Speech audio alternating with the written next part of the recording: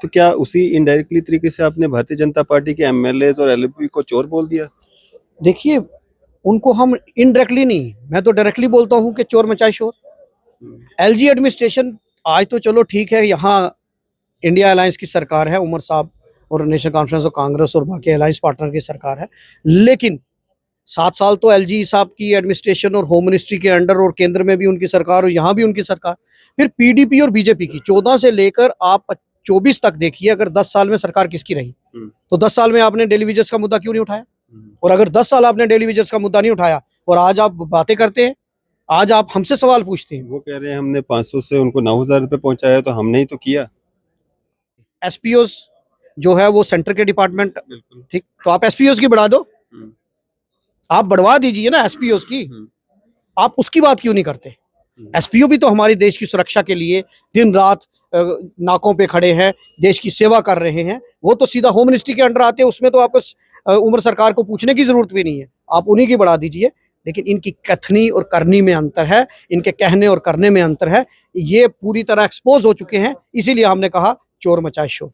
लेकिन बजट में daily wages की कोई बात ही नहीं हुई, अगर थोड़ी सी भी कोई बात हो जाती तो उनको भी एक सहारा मिल जाता।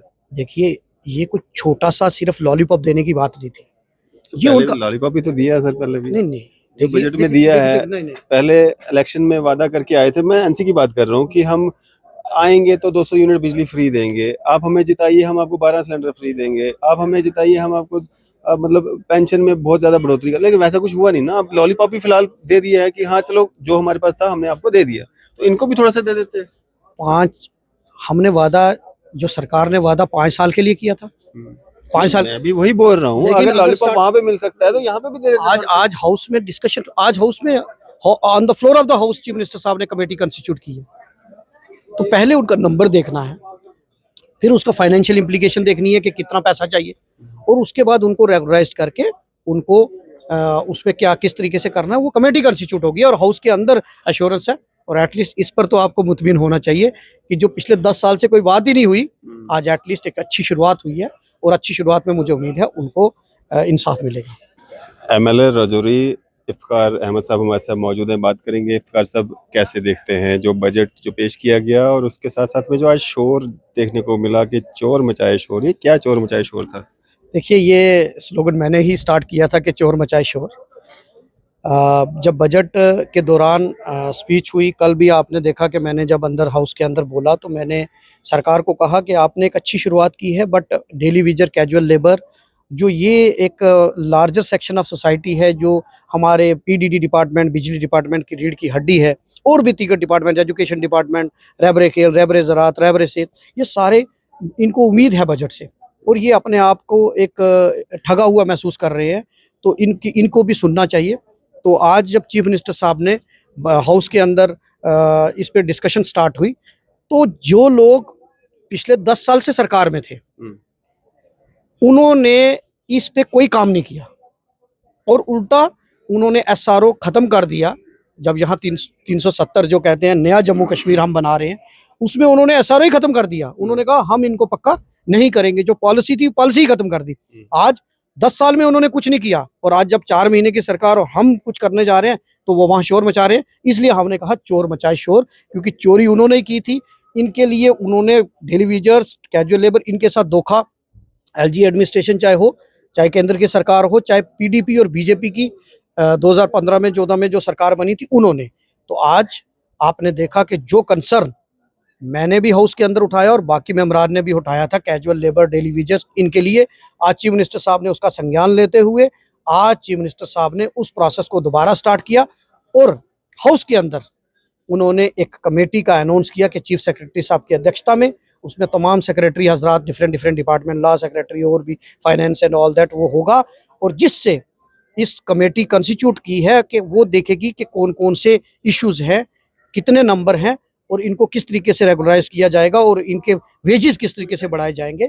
मैं आज आपके माध्यम से चीफ मिनिस्टर साहब का हम तहे दिल से शुक्रगुजार हैं कि जिन्होंने एक हिस्टोरिक डिसीजन लिया, और मुझे उम्मीद है कि कमेटी अपनी रिपोर्ट सबमिट करने के बाद उन घरों में भी चिराग जलेंगे, उन डेली वेजर्स की भी मांगे पूरी होंगी जो काफ़ी अरसे से उम्मीद लगाए बैठे। इफ्तिकार साहब, जिस तरह से जम्मू कश्मीर में देखने में तो सरकार नेशनल कॉन्फ्रेंस की लग रही है, लेकिन इनडायरेक्टली कहने के बीजेपी की सेंट्रल गवर्नमेंट की भी यहाँ पे सरकार चल रही है, ड्यूअल सिस्टम ड्यूअल पावर आप इसलिए बोलते हैं, तो क्या उसी इनडायरेक्टली तरीके से आपने भारतीय जनता पार्टी के एमएलएज और एलएलपी को चोर बोल दिया? देखिए, उनको हम इनडायरेक्टली नहीं, मैं तो डायरेक्टली बोलता हूँ कि चोर मचाए शोर।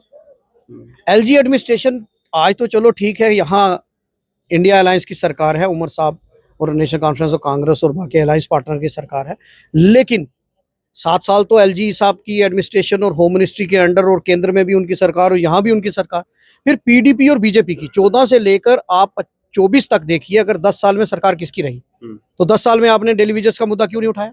और अगर 10 साल आपने डेली वेजेस का मुद्दा नहीं उठाया और आज आप बातें करते हैं, आज आप हमसे सवाल पूछते हैं, वो कह रहे हैं हमने 500 से उनको 9,000 रुपये पहुंचाया, तो हमने ही तो किया। तो रेगुलाइज क्यों नहीं किया? आप एसआरओ खत्म करने वाले कौन हैं? आप बताइए ना। अगर 2014 में एक पॉलिसी बनी थी, जब फ्लड से पहले एक पॉलिसी बनी थी कांग्रेस और नेशनल कॉन्फ्रेंस की सरकार के 61,000 डेली वेजेस को पक्का करने की, आपने भी वो खबरें की होंगी, लेकिन जब भी सरकार चेंज हुई और इस सरकार ने क्या किया, आज अगर वो कहते हैं हमने बढ़ाया, तो आप ये छोड़िए, एसपीओज जो है वो सेंटर के डिपार्टमेंट, ठीक, तो आप एसपीओज की बढ़ा दो, आप बढ़वा दीजिए ना एसपीओज की, आप उसकी बात क्यों नहीं करते? एसपीओ भी तो हमारे देश की सुरक्षा के लिए दिन रात नाकों पे खड़े हैं, देश की सेवा कर रहे हैं, वो तो सीधा होम मिनिस्ट्री के अंडर आते हैं, उसमें तो आपको उम्र सरकार को पूछने की जरूरत भी नहीं है, आप उन्हीं की बढ़ा दीजिए। लेकिन इनकी कथनी और करनी में अंतर है, इनके कहने और करने में अंतर है, ये पूरी तरह एक्सपोज हो चुके हैं, इसीलिए हमने कहा चोर मचाए शोर। लेकिन नेशनल कॉन्फ्रेंस ने भी तो मतलब बजट से डेली वेजेस को बड़ी उम्मीदें थी, इसीलिए वो प्रोटेस्ट पे आए, सड़कों पे आए, लेकिन बजट में डेली वेजेस की कोई बात ही नहीं हुई। अगर थोड़ी सी भी कोई बात हो जाती तो उनको भी एक सहारा मिल जाता।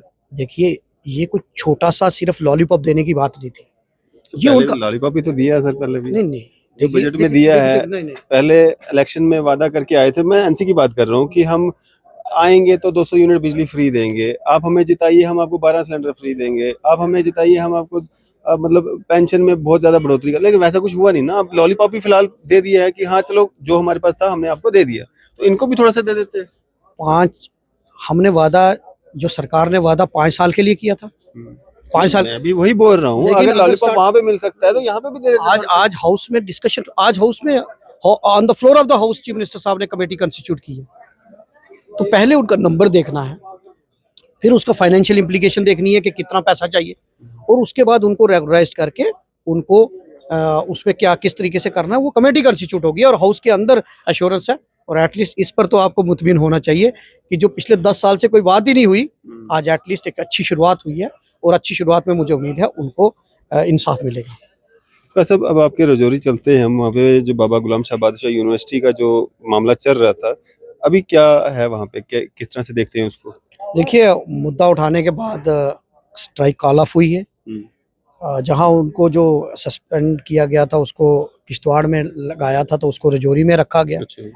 तो अब थोड़ा एडमिनिस्ट्रेशन स्पीड अप कर रही है कामों को, और हम पूरी नज़र बनाए रखें, अगर अच्छा काम करेंगे तो हम अप्रिशिएट करेंगे, और कहीं भी अगर स्टूडेंट के भविष्य के साथ खिलवाड़ करने की कोशिश की जाएगी या यूनिवर्सिटी को कोई नुकसान पहुंचाने की कोशिश की जाएगी तो हम आवाज़ उठाएंगे।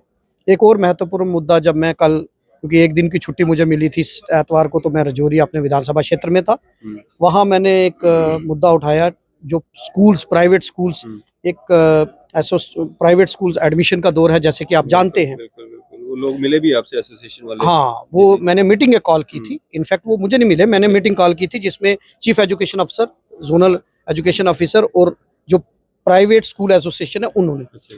मैंने कहा था कि मार्च के महीने में एक लूट खसूट शुरू हो जाती है, सभी स्कूल नहीं लेकिन कुछ स्कूल हाँ, जो 40-40 हज़ार, 50-50 हज़ार इलीगल, जैसे वो एनरोलमेंट फी के नाम पर, एडमिशन फी के नाम पर, जबकि सरकार की तरफ से क्लियर कट डायरेक्शन है कि सिर्फ एनुअल फी, वो भी 6,000, और उसके बाद जो एडमिशन फी जो प्रिस्क्राइब्ड में, लेकिन यहाँ 40,000, 50,000। अब जिसकी 50,000 सैलरी है, उसके 2 बच्चे हैं, वो 1 लाख रुपया कहाँ से लाएगा?